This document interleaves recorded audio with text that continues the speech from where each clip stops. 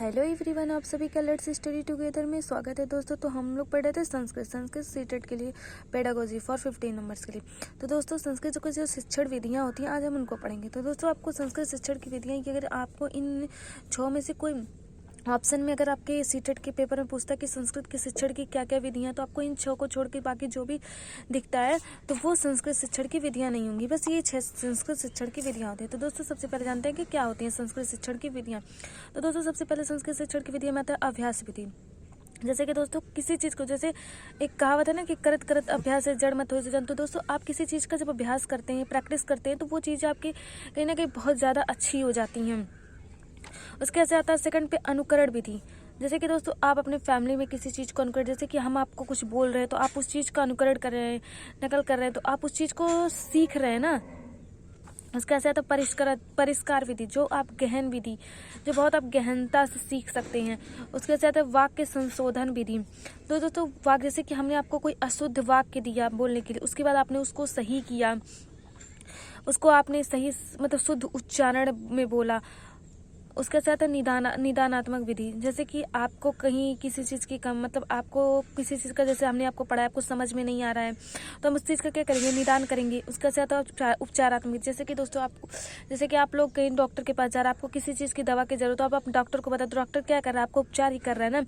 तो आपके जो मतलब गैप्स होती है, फिर जो आपकी मतलब निदानात्मक के बाद जो उपचारात्मक होती है, वो जो आपके गैप्स होते हैं उनको पता करने के लिए जो आप। उसके साथ बालकों के दोषों का निवारण। तो दोस्तों जो बालकों के दोषों का निवारण, तो सबसे पहले आता है शारीरिक परीक्षण। शारीरिक परीक्षण में दोस्तों जैसे कि अगर आपको संस्कृत पढ़ा रहे हैं, अब बच्चा एकदम तुतला के बोल रहा है, तो वो कैसे संस्कृत उस चीज़ को सीख पाएगा। उसके साथ मनोवैज्ञानिक परीक्षण, आप उसको मनोवैज्ञानिक परीक्षण कर रहे हैं, जैसे कि बालकों के दोषों के निवारण। उसके बाद वर्ण उच्चारण स्थान स्वरूप। जैसे कि दोस्तों अगर बच्चे को वर्ण का उच्चारण नहीं पता, ये नहीं पता कि का कहाँ से बोला जाता है, कंठ से बोला जाता है कि तालु से बोला, तो आप उसको कितनी भी अच्छी संस्कृत सिखाइए, वो उस चीज़ को नहीं सीख पाएगा। और शिक्षण विधि परिवर्तित, मतलब दोस्तों जो शिक्षण की विधियाँ हैं उनको कैसे परिवर्तित, उनको कैसे सीखा जाता है। उसके बाद से आता है संस्कृत शिक्षण से सूत्राणी, मतलब संस्कृत के जो शिक्षण है उनकी क्या क्या सूत्र हैं। तो दोस्तों सबसे पहले है ज्ञातम प्रति, मतलब ज्ञात से अज्ञात की ओर, यानी जो चीज़ आप जान रहे हैं उससे जो चीज़ आप नहीं जानते उसके बारे में जानना। उसके साथ दूसरा है स्थूलात सूक्ष्म प्रति, मतलब दोस्तों स्थूल यानी छोटी सी चीज़ से लेकर बड़ी सी चीज़ को जानना, तो उसको सरलता कठिनम प्रति।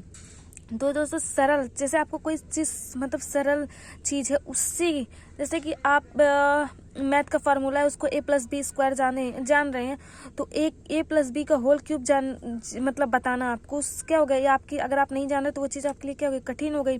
और a+b का होल स्क्वायर आपको पता है तो वो क्या हो गई, आपके लिए ईजी हो गई।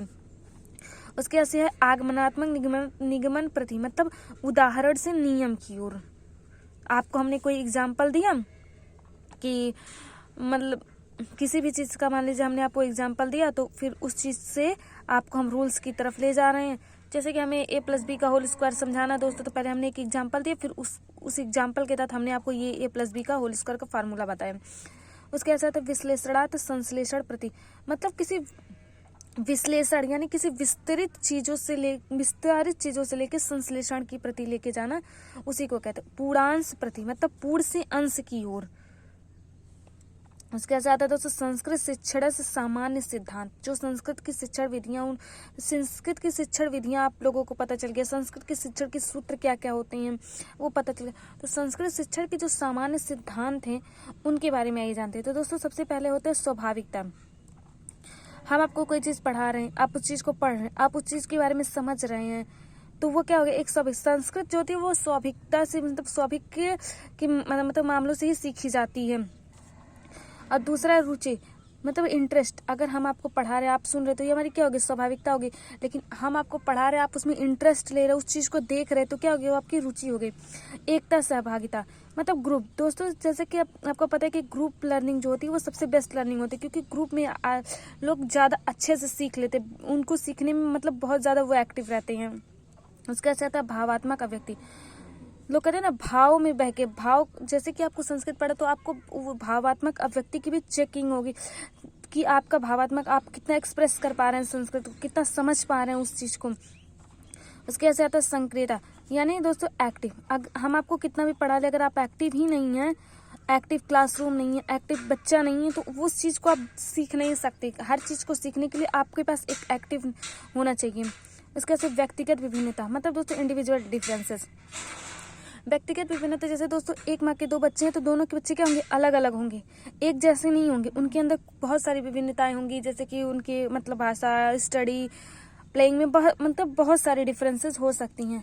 उसके से चयन, दोस्तों जो आप चयन करते हैं, यानी आप किसी चीज़ का अगर चयन कर रहे हैं, आप किसी चीज़ के बारे में जान रहे हैं, तो आपको जैसे आप हमें संस्कृत पढ़ाना, तो हमें संस्कृत पढ़ाने के लिए पहले तो सिलेबस चेक करना चाहिए कि कितना मुझे पढ़ाना है, क्या क्या क्या मुझे पहले पढ़ाना, कि संस्कृत शिक्षण के सूत्र पहले पढ़ाना है कि विधि पहले पढ़ानी है। तो उस चीज़ का क्या करेंगे, हम चयन करेंगे।